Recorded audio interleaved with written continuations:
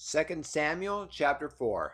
And when Saul's son heard that Abner was dead in Hebron, his hands were feeble, and all the Israelites were troubled. And Saul's son had two men that were captains of bands. The name of the one was Baana, and the name of the other was Rechab. The sons of Rimmon, a Beerothite of the children of Benjamin. For Beeroth also was reckoned to Benjamin. And the Beerothites fled to Gittaim, and were sojourners there until this day. And Jonathan, Saul's son, had a son that was lame of his feet.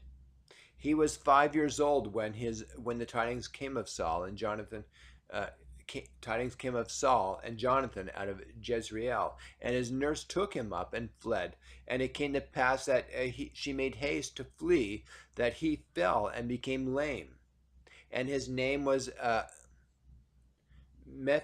Mephibosheth.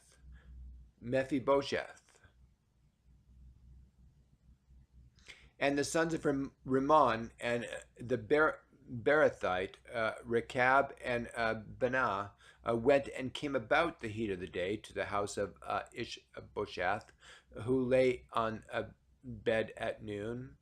And they came thither into the midst of the house, as though they would have fetched wheat. And they smote him under the fifth rib. And Rechab and Baanah his brother escaped. For when they came into the house, he lay on his bed in his bedchamber. And they smote him and slew him, and beheaded him, and took his head and gat him away through the plain all night.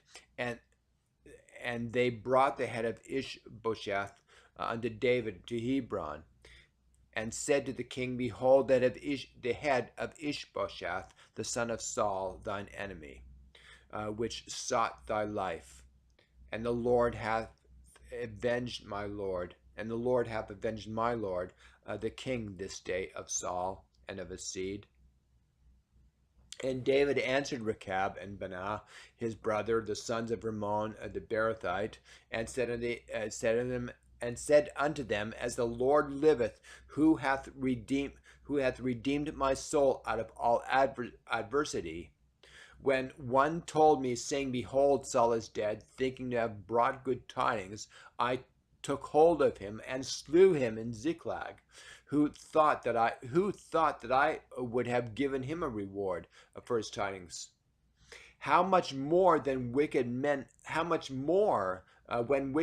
have slain a righteous person in his own house upon his bed? Shall I not therefore now require his blood on your hand? And take thou away from the earth? And David commanded his young men, and they slew them, and cut off their hands and their feet, and hanged them up over the pool in Hebron.